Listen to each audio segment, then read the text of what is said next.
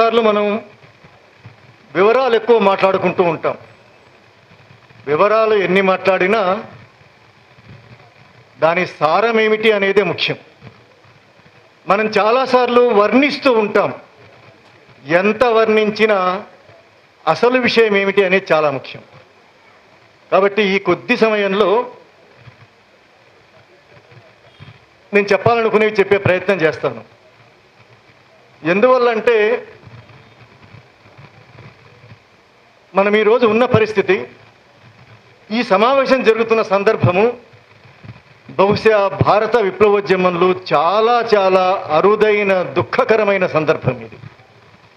చాలా విషాదకరమైన సందర్భం ఇది. మన ముందు తరాల వాళ్ళు విప్లవోద్యమంలో అనేక రకాల ఆటుపోట్లు అనుభవించి ఉంటారు, అనేక రకాల కష్టాలు అనుభవించి ఉంటారు. కానీ మన కాలానికి మనం అంతకు మించిన ఒక ప్రమాదకరమైన దుఃఖకరమైన సందర్భంలో నిలబడి మనం మాట్లాడుకుంటూ ఉన్నాం. అది పరిస్థితి. దీని చుట్టూ చాలా విషయాలు ఉన్నాయి. మనం మాట్లాడవలసినవి, వివరించవలసినవి, అర్థం చేసుకోవాల్సినవి చాలా ఉన్నాయి. ఆ వివరాలన్నింటిలోకి నేను వెళతానో లేదో నాకు కూడా తెలియదు, టైం లేదు కాబట్టి. అయితే ఒక్క విషయం మాత్రం నేను చెప్పి ప్రారంభిస్తాను. మనం పూర్వ విద్యార్థులు భారత విప్లవోద్యమం సమకాలీన సందర్భము అని రాసుకున్నాం. కానీ సరిగ్గా నాకు ఉదయం నుంచి అనిపిస్తూ ఉన్నది, ఇది సమకాలీన విద్రోహ సందర్భం. ఇది ఈ సమకాలీన విద్రోహ సందర్భంలో మనం ఏం మాట్లాడుకుంటాము అనేది చాలా మనం జరుగుతున్న దాన్ని అర్థం చేసుకోవడానికే కాదు, మనం ఏమి చెయ్యవలసి ఉంది, ఏమి చేయడానికి అవకాశం ఉంది అనేది కూడా మనకు తెలుస్తుంది. నాకు ఇంకోటి కూడా అనిపిస్తున్నది, గత 3 నెలలుగా మనమందరము ఉండవలసినంత ఆగ్రహంతో లేము మిత్రులారా, ఉండవలసినంత దుఃఖంతో లేము. చలసాని ప్రసాద్ అనేవాడు, మన హృదయం దుఃఖంతో ఉన్నది అంటే మనం సరిగా ఉన్నట్టు అనేసి. ఈ 3 నెలలుగా 2.5 నెలలుగా జరుగుతున్న పరిణామాలని నిజంగానే మనం లోతుగా అర్థం చేసుకుంటున్నామా? వీటి సారం ఏమిటో తెలుసుకుంటూ ఉన్నామా? ఎందుకు ఇలా జరిగిందో మనం తెలుసుకుంటున్నామా? ఇప్పటికైనా మనం తెలుసుకునే ప్రయత్నం చెయ్యాలి. ఇప్పుడు నేను మాట్లాడవలసింది త్యాగాల గురించి, విద్రోహాల గురించి, ఈ సందర్భంలో ఫాసిస్ట్ సందర్భంలోని విప్లవోద్యమం గురించి. ఇప్పుడు నేను త్యాగాల గురించి పెద్దగా మాట్లాడడం లేదు. ఎందువల్ల అంటే త్యాగాల గురించి నిరంతరాయంగా మనం మాట్లాడుకోవలసిన, తలపల్చుకోవాల్సిన, ఉత్తేజం పొందవలసిన ఒక అంశం అది. అట్లాగే ఫాసిస్ట్ సందర్భంలో విప్లవోద్యమం గురించి కూడా మనం గత 10-12 ఏళ్ళుగా మాట్లాడుతున్నాము, ఇంకా మాట్లాడుకోవలసి కూడా ఉంది. నేనైతే ఇప్పుడు నాకున్న ఈ కొద్ది సందర్భాన్ని ద్రోహుల గురించి మాత్రమే మాట్లాడడానికి ఉపయోగించుకోదలుచుకున్నాను. ద్రోహాల గురించి మాత్రం మాట్లాడడానికి వినియోగించదలుచుకున్నాను. ఎందుకంటే ఇది ద్రోహ సందర్భం కాబట్టి. ద్రోహం చుట్టుముట్టిన కాలంలో, ద్రోహం లోపలి నుంచి, నిజానికి గత విప్లవోద్యమాలలో మాత్రమే కాదు, చాలా పాతకాలపు ఉద్యమాలలో కూడా, చాలా అనాది ఉద్యమాలలో కూడా ఉద్యమాలను అణిచివేయడంతో పాటు, ఉద్యమాల మీద హింస ప్రయోగించడంతో పాటు, ఉద్యమాలను లోపలి నుంచి ధ్వంసం చేయడం అనే ఒక కూట పద్ధతిని ఆయా కాలాల్లో పాలకులు అనుసరిస్తూ వచ్చారు. ఇప్పుడు వాటన్నింటి అత్యున్నత రూపమైన మంద్రస్థాయి యుద్ధ సందర్భంలో ఈ విద్రోహం జరిగింది. మంద్రస్థాయి యుద్ధం అంటే అర్థం ఏమిటంటే ప్రతిఘాతుక విప్లవానికి సంబంధించిన అత్యున్నత వ్యూహం అది. ఈ అత్యున్నత వ్యూహ సందర్భంలో ఈ ప్రతిఘాతుక దాడి జరిగింది. దీన్ని వీలైనంత తక్కువ టైంలోనే చెప్పే ప్రయత్నం చేస్తాను. నేను ద్రోహుల గురించే మాట్లాడతానని చెప్పాను కాబట్టి మొట్టమొదట మన గురించి మల్లోజుల వేణుగోపాలరావు ఏం మాట్లాడుతున్నాడు అనే విషయం మనం నేను చర్చిస్తాను. నాకు ఒక మిత్రుడు చీటీ పంపించాడు, మల్లోజుల అనే పేరు ఆయనకు ముందు వాడకండి, ఎందుకంటే మల్లోజుల కిషన్జీ ఆ పక్కన ఉన్నాడు కాబట్టి ఆ పేరు ముందు ఆయన ఇంటి పేరు కూడా వాడడానికి వీల్లేదు. ఒక అభిప్రాయం, ఒక ప్రజాభిప్రాయం. అది విప్లవం పట్ల, కిషన్జీ పట్ల, ఆ కుటుంబం పట్ల ఉండే ఒక మమేకత, విప్లవం మమేకత. దాని ముందు ఆ పేరు, ఇంటి పేరు కూడా వాడడానికి వీల్లేదు అనేది ఒక అభిప్రాయంగా ముందుకు వస్తున్నది. ఆయన అట్లాంటి వ్యక్తి మన గురించి ఏమనుకుంటున్నాడు, ఏం మాట్లాడుతున్నాడు ఆయన మీరు గమనించి ఉంటారు. ఆయన పదే పదే చెప్తున్నది ఏమిటి అంటే, విప్లవంలో ఉన్న వాళ్ళందరూ నాలాగా లొంగిపోండి, నాలాగా వచ్చేయండి, నేను పన్నిన విద్రోహ పథకంలో మీరందరూ భాగం కండి అనేది ఆయన చెప్పదలుచుకున్నాడు. ఈరోజు దాన్ని అంగీకరించడం లేదు కాబట్టి సమాజం అంగీకరించడం లేదు. కనీసం తెలుగు సమాజాలు అంగీకరించడం లేదు. తెలుగు సమాజాలలో ఉండే విప్లవ చైతన్యం వల్ల, వర్గ పోరాట స్ఫూర్తి వల్ల ఆ విద్రోహాన్ని అంగీకరించడానికి సిద్ధంగా లేరు. నేను ఆరంభంలో అన్నట్టు ఉండవలసినంత ఆగ్రహంగా మనం లేకపోవచ్చు, ఉండవలసినంత ఖచ్చితంగా మనం లేకపోవచ్చు. విద్రోహాన్ని అర్థం చేసుకోవడంలో మనం ఎంతో కొంత మధ్యతరగతి మర్యాదస్తులుగా మనం ఉండడం నిజం కావచ్చు. స్పష్టంగా, సూటిగా దీని గురించి మాట్లాడడానికి మనం ఎంతో కొంత కొద్ది మంది అయినా వెనుకాడుతూ ఉండవచ్చు.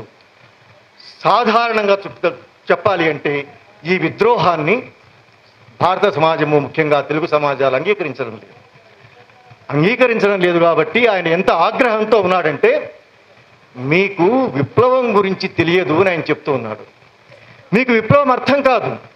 మీరు హలాలతో రాస్తూ, మైక్రోఫోన్ల ముందు వీడియోలు చేస్తూ విప్లవం గురించిన ఊహాగానాలు చేస్తున్నారు మీరు అంటున్నాడు ఆయన. విప్లవం గురించి మీరు దురుద్దేశాలతో ప్రచారం చేస్తున్నారు.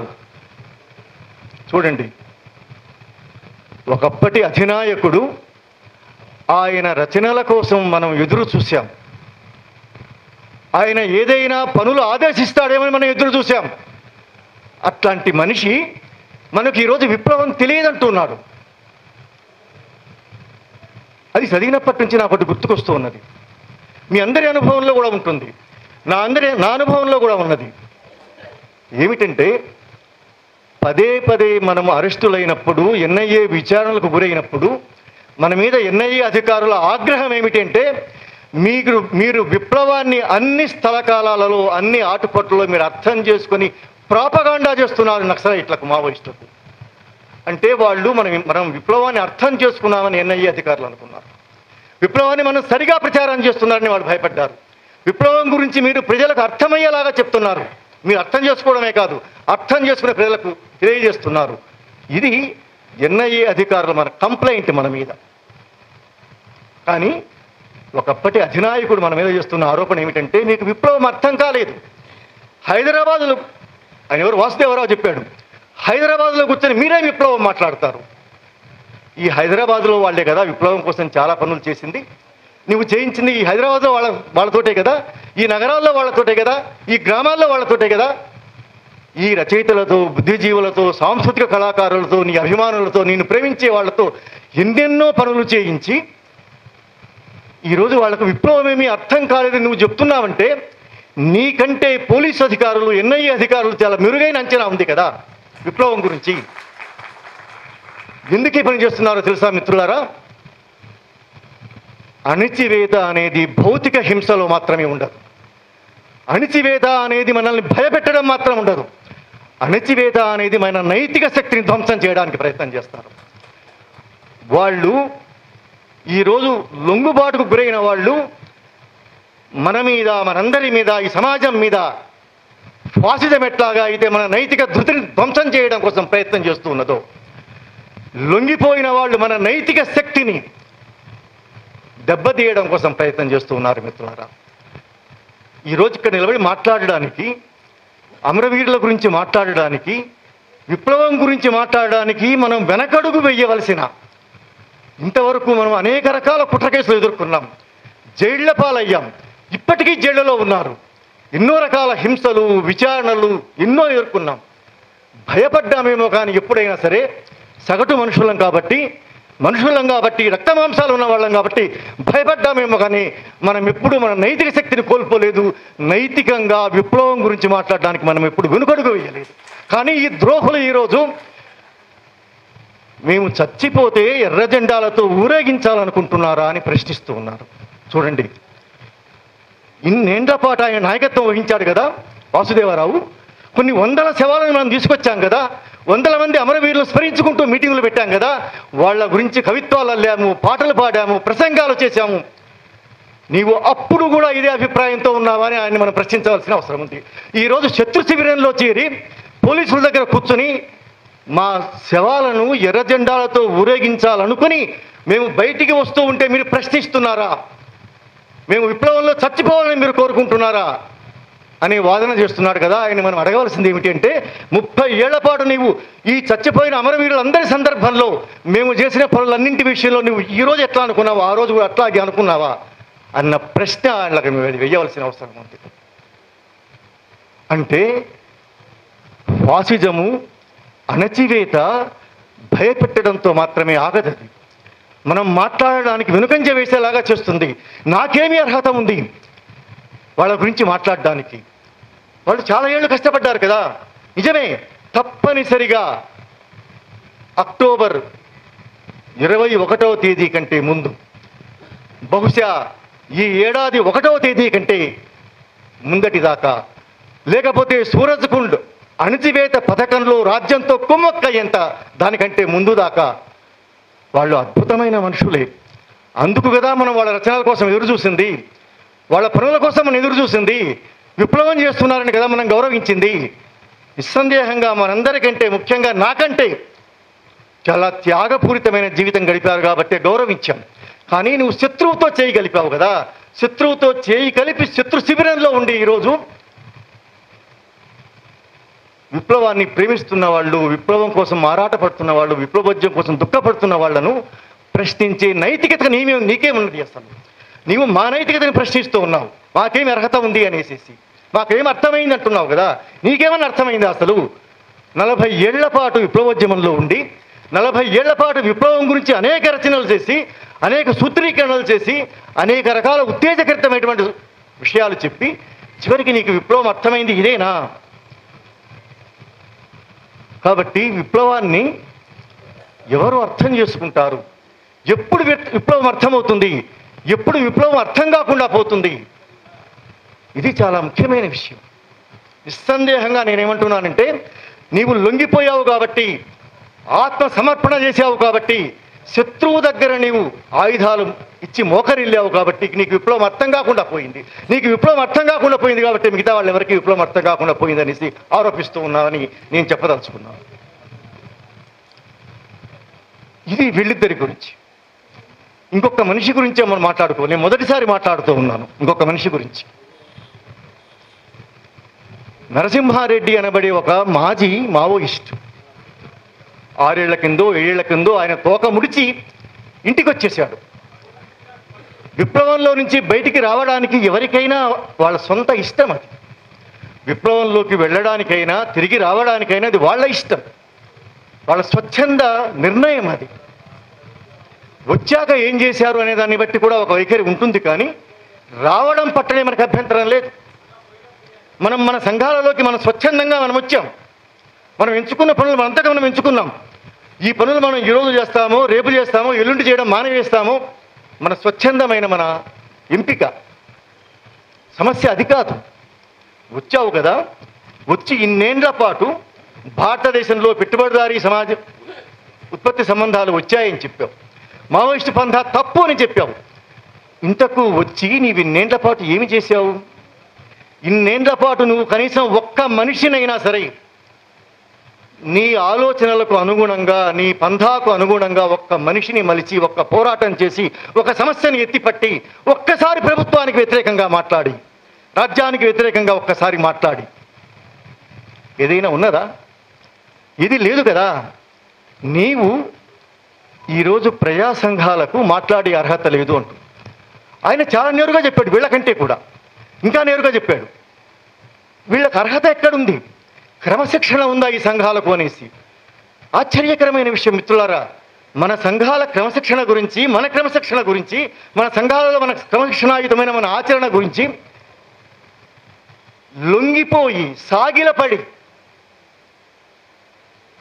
మావోయిస్టు ఉద్యమం మీద వ్యాఖ్యానాలు చేసే పరాన్నజీవిగా బతుకుతూ, వక్రీకరణలు చేస్తూ, రోజుకొక వ్యాఖ్యానం చేస్తూ మనుషుల్ని బెదిరిస్తూ, నిజానికి ఎంత పోలీసింగ్ పెరిగిందో చూడండి మిత్రులారా. మన మీద, ఆలోచనాపరుల మీద, విప్లవాన్ని కోరుకునే వాళ్ళ మీద ఎంత పోలీసింగ్ పెరిగిందో చూడండి. ఆలోచనాపరంగా, మేధోపరంగా, నైతికంగా లొంగిపోవచ్చిన ప్రతివాడు. ఇట్లా అయితే ఎంత భయంకరంగా ఉండేది. వాళ్ళు ఎంచుకున్నారు, కొద్ది కాలం పాటు చేసి ఉండవచ్చు. వాళ్ళకి ఇష్టం లేకపోయి ఉండొచ్చు, ఓపిక లేకపోయి ఉండొచ్చు, ఆరోగ్యం బాగాలేకపోయి ఉండొచ్చు, వచ్చి ఉండవచ్చు. కానీ మేధావులు ఏమంటున్నారంటే వచ్చిన వాళ్ళందరినీ ద్రోహులు అంటున్నారు అనేసి మన చుట్టూ చాలామంది మేధావులు ఉంటే వాపోతూ ఉన్నారు. అందరినీ ద్రోహులు అనడం లేదు. అందరినీ ద్రోహులు అనేటట్టయితే విప్లవం చేస్తున్న వాళ్ళకంటే ద్రోహుల సంఖ్య, ద్రోహుల జాబితానే ఎక్కువగా ఉండి, ద్రోహం అంటే అర్థం ఏమిటో తెలియకుండా చదువుకున్న వాళ్లకు, విద్యావంతులకు, సాహిత్యకారులకు వచ్చిన ప్రతి వాళ్ళందరినీ ద్రోహులు ఎందుకు అంటారు మీరు అనేసి వీళ్ళు ఒక రకమైనటువంటి ప్రవచనాలు చెప్పడానికి సిద్ధమయ్యారు. బయట ఉండే మేధావులు అందరినీ ద్రోహులు అనడం లేదు. వచ్చి నువ్వు ఏ కారణం వల్ల అయితే వచ్చావో, ఏ ఆలోచనతో వచ్చావో దాని గురించి ఏమీ చేయకుండా విప్లవోద్యమం గురించి మాట్లాడుతూ, విప్లవోద్యమానికి వ్యతిరేకంగా మాట్లాడుతూ, ఎప్పుడు ఏం మాట్లాడతావో తెలియని గందరగోళం సృష్టిస్తూ, ఉద్దేశపూర్వకంగా పోలీసు కథనాలను, పోలీసు గొంతుకతోటి నువ్వు మాట్లాడుతూ, ప్రభుత్వ గొంతుకతో నీవు మాట్లాడుతూ, ఈరోజు ఎన్కౌంటర్ జరిగితే నాకు ఆ చనిపోయిన వాళ్ళు బాగా సన్నిహితులు అని తెలిసి అక్కడ కన్నీళ్లు గారుస్తున్నట్టుగా మాట్లాడతాం. మరొక రోజు ఇంకొక మాట మాట్లాడతాం. చాలా ఉద్దేశపూర్వకంగా మొత్తంగా జరుగుతున్నది ఏమిటంటే మిత్రులారా, ఈ విద్రోహ కాలంలో భారతదేశంలో ఇక విప్లవం చేయడం అవసరం లేదు, దీర్ఘకాలిక ప్రజాయుద్ధానికి అవసరం లేదు, పదే పదే సాయుధ పోరాటానికి పరిస్థితులు అనుకూలంగా లేవని తేలిపోయాయి అంటారు జంపన్న. అయితే ఎవరు తేల్చేశారు? లొంగిపోయి వచ్చి నీవా తేల్చవలసింది, లొంగిపోయి వచ్చి నీవా తేల్చవలసింది సాయుధ పోరాటానికి అనుకూలంగా లేదని. తుపాకులతో వచ్చి లొంగిపోయిన వాళ్ళ తేల్చవలసింది. సాయుధ పోరాటానికి అనుకూలంగా ఉన్నదా లేదా అని తేల్చవలసింది సాయుధ పోరాటం కొనసాగిస్తామని చెప్తున్న వాళ్ళు. ఈ పరిస్థితిలో ఇంతకు మనం ఎవరి వైపు నుంచి చూడాలి, ఎట్లాగా అర్థం చేసుకోవాలి? ఈ ద్రోహ కాలంలో అనేక అంచెలుగా, అనేక తలాలుగా, అనేక రూపాలలో ద్రోహం చుట్టుముడుతున్న సమయంలో మనందరం కగారు యుద్ధం చుట్టుముడుతుంది అనుకున్నాం. నేను దాంట్లో కూడా మళ్ళీ వస్తాను, టైం ఉంటే. ఇది కగారు యుద్ధం మాత్రమే అని మళ్ళీ వస్తాను. మనం ఏమనుకున్నామంటే మనల్ని ఒక విద్రోహపూరితమైన, ఒక దుర్మార్గమైన, ఒక ఫాసిస్ట్ యుద్ధం మనల్ని ఆవరించి ఉన్నది అనుకున్నాం. ఒక మావోయిస్టు ఉద్యమాన్నే కాదు, సమాజం మొత్తాన్ని. కానీ చివరికి తేలింది ఏమిటి అంటే యుద్ధం మాత్రమే కాదు, విద్రోహం చుట్టుముట్టి ఉన్నది. కాబట్టి మనం మాట్లాడడానికి మనకు చాలా అర్హతలు ఉన్నాయి మిత్రులారా. మీరెవరైనా సరే, ఒక రకంగా మీరెవరైనా మాట్లాడడానికి సంకోచించేటట్టయితే, వాళ్ళ నోళ్లకు బెదిరి, వాళ్ళ వాదనలకు జడిసి, వాళ్ళు చేస్తున్న ఆరోపణలకు నిజమేమో అనుకొని, మనకెక్కడ, మనం ఇండలో ఉండేవాళ్ళం, ఉద్యోగాలు చేసుకునేవాళ్ళం, మనకు విప్లవం గురించి, విప్లవోద్యమం కొనసాగాలని మాట్లాడడం గురించి మనకేమైనా అర్హత ఉందా లేదా అని సంశయానికి మీరు గురవుతారేమో అనేసి 2-3 విషయాలు చెప్పి ముందుకెళ్తాను. మనకెందుకు విప్లవం గురించి మాట్లాడే అర్హత ఉన్నది అంటే, మనము వ్యక్తులుగా, సంస్థలుగా, ఈ సమాజంగా 3 తరాలుగా విప్లవ భావజాలాన్ని వ్యాపింపజేయడంలో మనందరము భాగమై ఉన్నాము. మనందరము మనకు తెలిసిన పద్ధతిలో ఒకరు కవిత్వం రాయవచ్చు, ఒకరు పాట పాడవచ్చు, ఒకరొక నిజ నిర్ధారణ చేయవచ్చు, ఒకరొక సమ్మె చేయవచ్చు, ఒకరొక కరపత్రాన్ని పంచిపెట్టవచ్చు, ఒకరికి మంచినీళ్ళ గ్లాస్ అందించవచ్చు పోరాడే వాళ్లకు. మనమందరము విప్లవం కొనసాగాలి అని మన శక్తి మేరకి మనం పనిచేస్తూ ఉన్న వాళ్ళం. కాబట్టి ఆ విప్లవోద్యమంలో ఆ విప్లవోద్యమాన్ని దెబ్బతీయడం కోసం ద్రోహులు కుట్రపూరితంగా వేరు పురుగులాగా అందులో చేరి దాన్ని ధ్వంసం చేయడానికి ప్రయత్నం చేస్తూ ఉన్నప్పుడు మనం ఖచ్చితంగా విప్లవం పక్షాన ఉండి వాళ్ళను ప్రశ్నించే హక్కు మనకున్నది, బాధ్యత కూడా మనకున్నది. ఇది మొదటి అంశం. రెండవది ఏమిటంటే, విప్లవ భావజాలాన్ని తుడిచిపెట్టే ప్రయత్నం వాళ్ళు చేస్తూ ఉన్నారు. ఇక విప్లవాలకు అవకాశం లేదు, ఇక సాయుధ పోరాటాలకు చోటు లేదు. ఇక మిగిలి ఉన్నది ఏమిటి అంటే మనందరము ఓటర్లుగా మారిపోవడం మాత్రమే. ఈరోజు ఆయన ప్రవచన సారాంశం ఏమిటంటే, ఇద్దరు చెప్తూ ఉన్నది, వాళ్ళిద్దరిలో ఎవరు నాయకులో, ఎవరు అనుచరులో ఇప్పుడు మనకు అనవసరం. దీన్ని ఆరంభించింది మల్లోజుల వేణుగోపాల్ కావచ్చు, కాగితాల రూపంలో. ఆయనను ఈయన అనుసరించి ఉండవచ్చుగాక. ఈరోజు ఆ తేడా ఏమీ లేదు. ఇద్దరు సమఉజ్జీలుగా మారి శత్రువు చేతిలో చేయి గలిపి ఈ విద్రోహకాండను కొనసాగిస్తూ ఉన్నారు. కాబట్టి తేడా చూడనక్కర్లేదు. వాళ్ళు చెప్తున్నది ఏమిటి అంటే, మనందరము ఉద్యమకారులుగా, ఆలోచనాపరులుగా, బుద్ధిజీవులుగా, విప్లవ ప్రేమికులుగా కాకుండా ఓటర్లుగా మారమని చెప్తున్నాడు ఆయన. మీరు ఓటర్లుగా మారండి, బద్ధంగా మనం పనిచేద్దామనేసేసి. అంటే విప్లవ భావజాలాన్ని తుడిచిపెట్టే ప్రయత్నం చేస్తున్నారు కాబట్టి, దాని పట్ల మనకు నమ్మకం ఉంది కాబట్టి, అది హేతుబద్ధం అనుకున్నాం కాబట్టి, అది చారిత్రకం అనుకున్నాం కాబట్టి, తాత్వికంగా అది సరి అయిందనుకుంటున్నాం కాబట్టి, దాన్ని తుడిచిపెట్టే ప్రయత్నం వాళ్ళు చేస్తున్నందువల్ల మనం అడ్డుకోవడానికి మనకు హక్కు ఉన్నది. అది మన బాధ్యత. తప్పనిసరిగా మనం మాట్లాడి తీరవలసిందే. ఇది రెండవది. మూడవది అతి ముఖ్యమైనది ఉంది మిత్రులారా. ఇంత ద్రోహకాలంలో కూడా, ఇంత చుట్టుముట్టు యుద్ధంలో చిక్కుకుపోయి కూడా, వాళ్లే చెప్పినట్టుగా 8 మందో 9 మందో కేంద్ర కమిటీ నాయకులు బలిదానాలు చేస్తున్న ఈ కాలంలో 18 మందో 20 మందో రాష్ట్ర కమిటీ స్థాయి వాళ్ళు అమరులైనటువంటి ఈ కాలంలో అమిత్ షా అందరినీ చంపివేస్తాను అని అంటున్న కాలంలో విప్లవ నాయకత్వం ఒక చారిత్రాత్మక ప్రకటన చేసింది. ఇవి అన్నీ మమ్మల్ని చుట్టుముట్టి ఉన్నా సరే, మేము దీర్ఘకాలిక ప్రజాయుద్ధ పందాను ముందుకు తీసుకెళ్తాం. ఇది ఈరోజు మనం, అందువల్ల వాళ్ళు అన్నారు కాబట్టి, వాళ్ళు ఆ పని చేస్తామన్నారు కాబట్టి, వాళ్ళు 50 ఏళ్లుగా చేస్తూ వచ్చారు కాబట్టి, వాళ్ళు మాత్రమే ఈ దేశాన్ని విముక్తం చేయగలరు కాబట్టి, ఆ పంధాలో కొనసాగుతున్న వాళ్ళే మనకు నాయకులు కాబట్టి, మనకు స్ఫూర్తి ప్రదాతలు కాబట్టి, వాళ్ళ ఆ మాట ప్రకటించారు కాబట్టి, మనం తప్పనిసరిగా వాళ్ళ పక్షాన నిలబడి ఈ విద్రోహుల వాదనలన్నింటినీ మనం ఎండగట్టవలసిన అవసరం ఉన్నది. ఈ విద్రోహులు పోలీస్ క్యాంపులో కూర్చున్న వాళ్ళు మాత్రమే కాదు, బయట ఈ విద్రోహ పథకానికి అండదండలుగా, తోడ్పాటుగా, మార్గదర్శకులుగా, ఎవరి చెప్పుల్లో ఎవరు కాళ్ళు పెట్టి నడుస్తున్నారో కానీ అందరి దారి ఒకే వైపు కొనసాగుతున్నది కాబట్టి, రాజ్యం దిశగా కొనసాగుతున్నది, ఫాసిజం దిశగా కొనసాగుతున్నది కాబట్టి, వాళ్ళందరినీ మనం తప్పనిసరిగా దునమాడవలసిన సందర్భంలో ఉన్న మనం ఎంత మాత్రం వెనకడుగు వేయవలసిన అవసరం లేదు. ఈ మాటల మీద కూడా బహుశా జగదల్పూర్ నుంచి, గడ్చిరోలి నుంచి వ్యాఖ్యలు వస్తాయి. దీని మీద జంపన్న కూడా వ్యాఖ్యానాలు చేస్తాడు. మనం ఏమీ భయపడవలసిన అవసరం లేదు మిత్రులారా.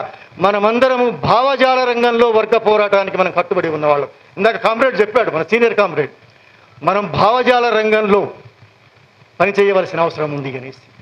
మనమేమీ ఆయుధాలు పట్టుకునే వాళ్ళము కాదు, ఆయుధాలు దించే వాళ్ళం కూడా కాదు. నా జీవిత కాలంలో నేను ఎప్పుడూ ఆయుధాన్ని చూడలేదు.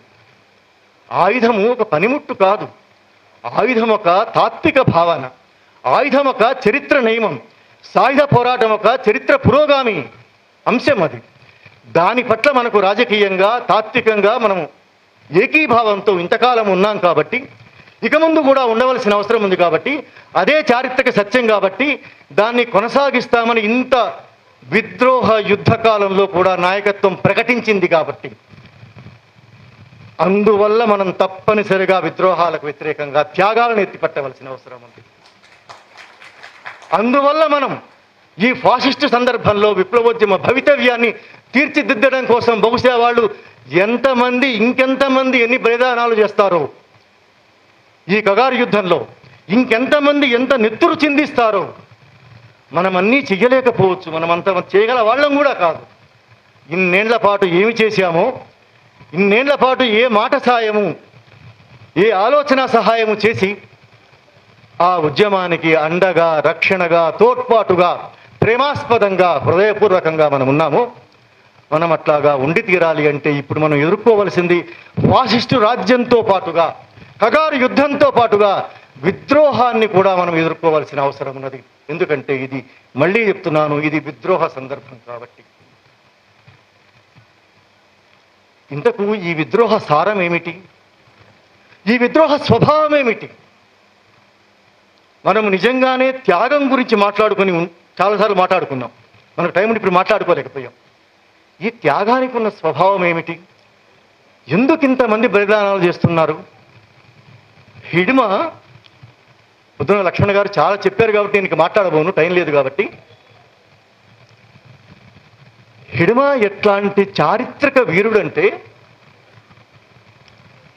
ఒక పక్కన మేధావులందరూ మావోయిస్టు ఉద్యమం ఏమి కావలసి ఉన్నదో అదే అయినది అని కొద్దిమంది చెప్పారు. ఇది ఆరంభంలోనే ఓడిపోయేది కాబట్టి ఇప్పుడు ఓడిపోయింది అని చెప్పారు. ఇది ఇంతకాలం పాటు కొనసాగడమే ఆశ్చర్యకరం, ఇప్పటికి ఇదిలాగా ముగిసిపోయింది కావచ్చు అన్నారు. లొంగిపోయి వచ్చిన వాళ్ళని చూసి, వాళ్ళ కళ్ళలో వెలుగులు చూసి ఆనందపడ్డ మేధావులు కూడా చాలామంది ఉన్నారు మిత్రులారా. ద్రోహాన్ని సమర్థించడం, ద్రోహాన్ని చూసి పులకించిపోవడం మన సగటు మేధో రంగానికి సంబంధించిన వికృతమైన లక్షణం, అది అమానవీయమైన లక్షణం. అది ఇట్లాంటి కాలంలో ఆయన క్రూరుడు అని, ఆయన అనేక నేరాలు చేశాడని ఆయన చుట్టూ పాలకవర్గము ఒక కథనం తయారు చేసింది. కానీ ఆయన ఎంత అద్భుతమైన నాయకుడంటే, ఆయన జీవించి ఉన్న కాలంలో ఏమి చేశాడో నాకైతే తెలియదు. నేను దండకారణ్యం వెళ్ళినప్పుడు నన్ను పూవర్తి గ్రామానికి తీసుకెళ్లారు. అడిగాను, ఇక్కడ ఎంతమంది ఉంటారు అనేసి. ఒక అమ్మాయి నవ్వి వదిలేసింది, ఏమి చెప్పాల. అట్లాంటి ఊరి నుంచి వచ్చిన మహానాయకుడు కదా ఆయన. ఆయన ఏమి చేశాడో నాకైతే తెలియదు, కానీ ఆ ఉద్యమానికి సేనానిగా మారి, ఆ ఉద్యమానికి దండకారణ్య వ్యాఖ్యాతగా మారి, ఆ ఉద్యమానికి కేంద్ర నాయకుడిగా ఎదిగి, ఆయన అమరత్వం తరువాత ఆయన ఎంత శక్తివంతుడయ్యాడంటే, ఆయన జీవించి ఉన్న కాలంలో ఎంత శక్తివంతుడు, ఆయన మరణించిన తర్వాత అనేక రెట్ల శక్తివంతమైన మహానాయకుడిగా మారాడు. ఆయన చుట్టూ పాలక వర్గాలు తయారు చేసిన, ఆయన చుట్టూ మీడియా తయారు చేసిన క్రూరమైన కథనాలకు ప్రతికథనాన్ని ఈ సమాజం తయారు చేసుకున్నది. ఈ దేశంలో యువత తయారు చేసుకున్నది. ఒక కౌంటర్ నరేషన్ అంటే సమాజము ఆయనను తన హృదయంలోకి తీసుకున్నది. ఒక మాట చెప్పాలంటే ఇది మహానాయకులకు మాత్రమే సాధ్యమవుతుంది. ఒక చారిత్రక శక్తుల సంఘర్షణలో నుంచి అంటారు కదా, అట్లాంటి చారిత్రక శక్తుల సంఘర్షణ మధ్య నిలబడి, పుట్టి పెరిగి నిలబడి, బరిగీసి నిలబడి, అక్కడి నుంచి ఎదిగి వచ్చిన నాయకుడు కాబట్టి ఆయనను ఈ చారిత్రక సంఘర్షణ యుగంలో మన సమాజమే తన హృదయంలోకి తీసుకున్నది. అట్లాంటి కాలంలో అట్లాంటి ఒక అద్భుతమైన ప్రతికథనాన్ని ఆయన చుట్టూ ఈ సమాజం నిర్మించుకున్న ఈ కాలంలో, ఇంత త్యాగపూరితమైన కాలంలో, ఇంత ఉత్తేజపూరితమైన కాలంలో, ఇంత రోమాంచితమైన ఈ చారిత్రక యుగంలో ఇంత హీనమైన లొంగుబాటు ఎట్లా జరిగింది? అసలు ఈ లొంగుబాటు స్వభావం ఏమిటి? ఆ త్యాగ స్వభావాన్ని చెప్పుకున్నాం కదా. ఆ త్యాగ స్వభావం కేవలం హిడిమ అనబడే ఒక మనిషిలోది కాదు, బసవరాజు అనే ఒక మనిషిలోది కాదు. మనకి ఈ పక్కన బసవరాజు ఉంటాడు, ఆ పక్కన మల్లోజుల వేణుగోపాల్ ఉంటాడు, ఈ పక్కన హిడిమ ఉంటాడు, ఆ పక్కన తంబళ్ళ వాసుదేవరావు ఉంటాడు. త్యాగానికి ఉండే చారిత్రక అర్థాన్ని, త్యాగానికి ఉండే తాత్విక అర్థాన్ని మనం ఎట్లా చెప్పుకోగలుగుతున్నామో, విద్రోహానికి ఉండే అర్థం ఏమిటి, విద్రోహపు సారం ఏమిటి, దాని స్వభావం ఏమిటి, ఇది ఎక్కడి నుంచి ఎట్లాగా రూపొందుతూ వచ్చింది, ఇది మనం తప్పనిసరిగా అర్థం చేసుకోవాల్సిన అవసరం ఉంది. నేను దీని గురించి నేను క్లుప్తంగా చెప్పి ముగిస్తాను. నేనేమనుకుంటున్నానంటే మిత్రులారా, ఆ ఇద్దరికి పురుగు తొలిచి విప్లవంలో నుంచి వచ్చేశారు అని ఎవరైనా అనుకుంటే అమాయకులు. ఆ ఇద్దరు ఈ యుద్ధం చుట్టుముట్టిన కాలంలో ఇక విప్లవోద్యమం ముందుకు పోదు కాబట్టి ఇక ఏం చేస్తానులే అనుకొని వచ్చిన వాళ్ళు అనుకుంటే మనంత అమాయకులు ఉండరు. అట్లాగే విప్లవోద్యమ పురోగమనం గురించి ఏవో సైద్ధాంతిక పత్రాలు రాసి కోసి అక్కడ పెట్టి వాటిని అంగీకరించలేదు కాబట్టి మనసు విరిగి వచ్చారు, మనంత వెర్రి వాళ్ళు ఉండరు. ఇవి అన్నీ కూడా ఉంటాయి, విప్లవంలో ఇవన్నీ కూడా ఉంటాయి. కానీ మనం అందుకనే ఆరంభంలో చెప్పాను, వివరాలు ఎక్కువ మాట్లాడుకుంటే సారం మిస్ అయిపోయే ప్రమాదం కూడా ఉంటుంది మిత్రులారా. ఒక్కోసారి ఒక్కొక్క వివరం మన ఆలోచనలను పదును పెడుతుంది, మనకు ఒక ఇన్సైట్ ఇస్తుంది, మన వైఖరిని మార్చుతుంది ఒక వివరం. అదే వివరాలు ఎక్కువైతే కూడా చాలా ఇబ్బంది. టైం లేదు కాబట్టి వివరాల్లోకి వెళ్లకుండా నేను ఏం చెప్పదలుచుకున్నానంటే అవేవీ కాదు వీళ్ళు ఈ సాయుధ లొంగుబాటుకి. అట్లాగే మిత్రులు చాలామంది తుపాకులు వేసుకొని వెంట జనాన్ని వేసుకొని మిలిటరీ యూనిఫామ్లో వచ్చి అక్కడ లొంగారు కాబట్టి ఇది విద్రోహం అనుకుంటున్నారు. అది నిస్సందేహంగా విద్రోహమే. విద్రోహము ఆయుధాలతో లొంగిపోవడం ఒక్కటే విద్రోహం అనుకున్నామంటే మనం ఈ విద్రోహానికి వ్యతిరేకంగా మనం పోరాడలేము. ఆయుధాలతో వచ్చి లొంగిపోయినందువల్ల విద్రోహం కాదు ఇది. అది విద్రోహమే, అనుమానం లేదు. వీళ్ళు లొంగిపోయినా వీళ్ళకు ముందు ఈ ఏడాది ఆరంభంలో, ఈ ఏడాది జనవరి 1 నాడు వేణుగోపాల్ సహచరి తార ఆయుధాలతో లొంగిపోయిందంటున్నారు. లొంగిపోయినా, ఎందుకంటే ఆమె లొంగిపోయినప్పుడు మా ఆడపడుచు మా ఇంటికి వచ్చింది అని మహారాష్ట్ర ముఖ్యమంత్రి అన్నాడు. కాబట్టి ఆయుధాలతో లొంగిపోవడాలు, యూనిఫామ్తో లొంగిపోవడాలు అనేవి తప్పనిసరిగా ప్రతిఘాతుక చర్యలే. మనం ప్రశ్నించవలసిందే, నిలదీయవలసిందే. కానీ సారము అంత తేలికలో లేదు, అంత పైపైన లేదు. లీగలైజ్ కావడం అనేసి దానికి ఒక సాధికారత తీసుకొచ్చే ప్రయత్నం చేశాడు. అంటే లొంగుబాటును ఒక సాధికార భావజాలంగా, ఒక ఆమోదనీయమైన భావజాలంగా మార్చడానికి లోపల నుంచి వాళ్ళు ప్రయత్నం చేశారు, బయట నుంచి ఈయన ప్రయత్నం చేశాడు. ఈ మొత్తము భారత రాజ్యపు అనుసన్నలలో జరిగింది. ఈయన లొంగిపోయిన తర్వాత వీళ్ళేమేమి లొంగిపోలేదని వీళ్ళు చెప్పారు. రాష్ట్ర ముఖ్యమంత్రి చెప్పింది ఏమిటంటే 2 నెలలుగా మధ్యవర్తులతో మంతన రహస్య మంతనాలని కూడా అన్నాడు ఆయనైతే. రహస్య మంతనాలు జరిపి ఇక్కడ దాకా పట్టుకొచ్చాం. ఇది ఎప్పుడు మొదలైంది నేను తేదీ చెప్పలేకపోవచ్చు, నాకు తెలియదు. నాకు తెలిసింది ఏమిటంటే సూరజ్కుండ్ గురించి తెలుసు, కగారు ఎప్పుడు మొదలైందో తెలుసు, బహిరంగంగా వీళ్ళు లొంగిపోయిన తేదీలు మనందరికీ తెలుసు. కానీ వీళ్ళు రాజ్యం వైపు ప్రయాణించారా, రాజ్యం వచ్చి వీళ్ళను లోబరుచుకున్నదా అన్న ప్రశ్న మీకు రావట్లేదా? సమాజానికి అంత వస్తూ ఉన్నది. మనమందరం ఆ ప్రశ్న వేసుకోవాల్సిన అవసరం ఉంది. కేవలం ఆయుధాలతో లొంగిపోయారు కాబట్టి అది మాత్రమే విద్రోహం అనుకోవడానికి లేదు. ఇది స్టేట్ స్పాన్సర్డ్ సరెండర్. ఇది రాజ్యము వలవేసి పట్టుకుని. ఒక విషయం చెప్పి ముందుకెళ్తాను. మంత్రస్థాయి యుద్ధము అని ఒక పత్రం గురించి మీరు విని ఉంటారు. 2015లో మనం దాన్ని అచ్చువేశాం కూడా. దాంట్లో ఒక విషయం ఉంది. ఏమిటంటే అది చెప్పాను కదా, అది ప్రతిఘాతుక అత్యున్నత వ్యూహం మంత్రస్థాయి యుద్ధం అనేది. ఈ మొత్తము జరుగుతున్నది మంత్రస్థాయి యుద్ధ సందర్భంలో జరుగుతున్నది. అందులో ఏముందంటే చొరబాటు అనేది ఒకటి ఉంది అందులో. ఆ యుద్ధ తంత్రంలో కేవలం అణిచివేత మాత్రమే కాదు, బాంబులు వేయడము, చంపివేయడం ఇది మాత్రమే కాదు, చొరబాటు అనేది ఒకటి ఉంది, ఒక వ్యవహారం. దాని గురించి అందులో ఏమంటారంటే, 1 నేరుగా తమ ఏజెంట్లను బయటి నుంచి ఉద్యమంలోకి ప్రవేశపెట్టడం, ఇది చొరబాటు రూపం. 2 ఉద్యమంలో ఉన్నవారినే ద్రోహులుగా మలుచుకోవడం. 3 ఏదో ఒక పద్ధతిలో ఉద్యమ నిర్మాణంలో పాగా వేశాక అక్కడున్న తమ మనుషులను వేరు లక్ష్యాలతో పనిచేయించడం. ఈ 3 పద్ధతులతో చొరబాటు జరుగుతుంది అని మంత్రస్థాయి యుద్ధం గురించి విప్లవోద్యమం రాసింది. దీనికోసం ఉద్యమ అంతర్గత సమాచారాన్ని బయటికి చేరవేసే పనిలో కొంతమంది ఉంటారు. మరికొందరు ఉద్యమ నిర్మాణంలో పాదుకొని, అండర్లైన్ చేసుకోండి, ఉద్యమ నిర్మాణంలో పాదుకొని విద్రోహుల వ్యవస్థను తయారు చేస్తారు. ఇప్పుడు జరుగుతున్నది అది. ఒక భావజాలాన్ని ఆమోదనీయమైన భావజాలంగా మార్చడం, అది సరైనదే అని సమాజంలో మేధావులు, ఆలోచన పరులు అనుకునేలాగా కూడా చేయడం.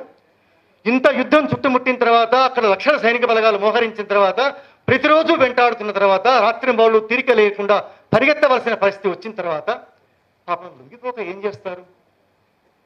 దీనికి కొనసాగింపుగా లొంగిపోయి ఇంటికి రండి, తర్వాత చూసుకుందాం, ఊపిరింటి ఉప్పుదలు అమ్ముకుని బతకొచ్చు అంటారు కదా ఊళ్ళల్లో. ఈ వాతావరణంలో సమాజాన్ని అంతా పడేసి లోపల ఒక విద్రోహ వ్యవస్థను తయారు చేసి, విద్రోహ భావజాలాన్ని మాత్రమే కాదు, లోపల ఒక విద్రోహ వ్యవస్థను తయారు చేసి మొత్తంగా విప్లవ నిర్మాణాన్ని నిర్మూలించడం అనే ఒక అంతర్గత కుట్ర ఇది. బహుశా ప్రపంచవ్యాప్తంగానే ఏ విప్లవానికి ఇలాంటి అనుభవాలు ఉన్నాయో మనం ఇప్పటికి చదవడం మొదలుపెట్టాలి.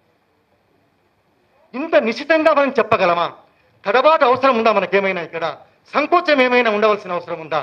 ఎందుకంటే ఇంత స్పష్టంగా మనకు కనిపిస్తున్న తర్వాత, గ్రాఫికల్గా మనకు కనిపిస్తున్న తర్వాత, మనకేమైనా తెలియకపోతే డీటెయిల్స్ తెలియకపోవచ్చు. మన రోజులో వేణుగోపాల్ వెళ్ళి రాజ్యం దగ్గర కూర్చొని ఏ రోజు ఎక్కడ ఎప్పుడు మాట్లాడాడో నాకు తెలియదు. అసలు ఈరోజు అట్లా అవసరం ఉందా? ఇది డీప్ స్టేట్ ఆపరేట్ అవుతున్న కాలం. అసలు మనలాంటి దేశంలో ప్రజాస్వామ్యమే నామమాత్రంగా ఉన్న దేశంలో ఎన్నికల ద్వారా అధికారంలోకి వచ్చిన ప్రభుత్వాలతో నిమిత్తం లేకుండా, చట్టబద్ధ పాలనతో నిమిత్తం లేకుండా, సాధారణ పరిపాలనతో నిమిత్తం లేకుండా మాఫియాలు, కార్పొరేట్లు, సంఘ పరివార్ లాంటి ఒక ముఠా, సైనిక అధికారులు పనిచేస్తున్నటువంటి స్థితి ఇది. ఈ డీప్ స్టేట్ కేవలం మావోయిస్టు ఉద్యమానికి మాత్రమే ప్రమాదకరమైంది కాదు. ఇది సమాజం మీద స్వైర విహారం చేస్తున్నది. అందుకే చూడండి ఎన్ని రకాల అణిచివేతలు కొనసాగుతున్నాయో, ఎంత హింస జరుగుతున్నదో, ఎన్ని రకాల ఆందోళనలు చేసి. అందుకే హరగోపాల్ గారు అంటారు, ప్రభుత్వం మామూలుగా ఏదైనా మాట్లాడమని అడిగితే ఇంతకు ముందైతే మనం మాట్లాడేవాళ్ళమండి, ఇప్పుడు మాట్లాడడానికి అవకాశమే లేదు. ఎందుకంటే ఇది సాధారణ పరిపాలన కొనసాగిస్తున్న ప్రభుత్వం కాదు. ఇది డీప్ స్టేట్ ఆపరేషన్లో భాగంగా అన్ని రంగాలలో, అన్ని విషయాలలో, అందరి మీద.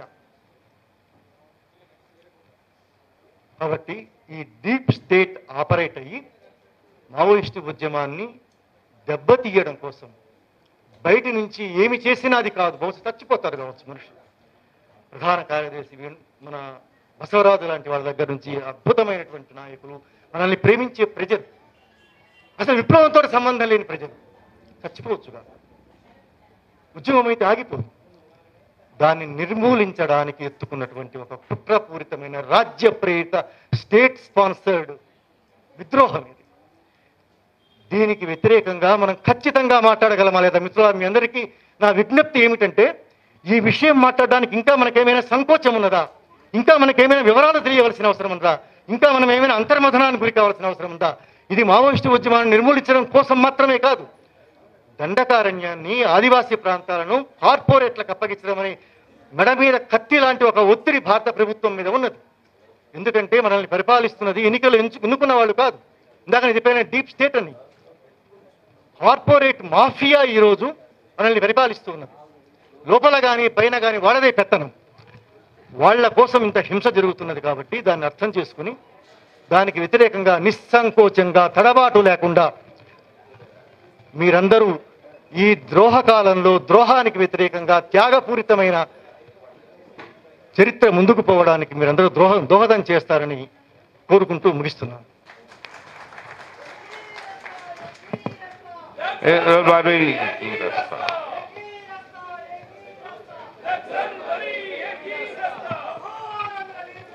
జోహార్. మిత్రులారా, అంటే స్టేట్ ఎంత సీరియస్గా ఉందంటే వీళ్ళ పట్ల, వీళ్ళ లొంగుబాటు గురించి మాట్లాడారు అని చెప్పి కొన్ని యూట్యూబ్ ఛానల్స్ని మూయించేస్తున్నటువంటి పరిస్థితి కూడా నడుస్తుంది ఇక్కడ. కాబట్టి చాలా స్టేట్ స్పాన్సర్డ్ లొంగుబాటు అనేటువంటిది వాస్తవం. ఈ సమావేశం ముగిసింది. అయితే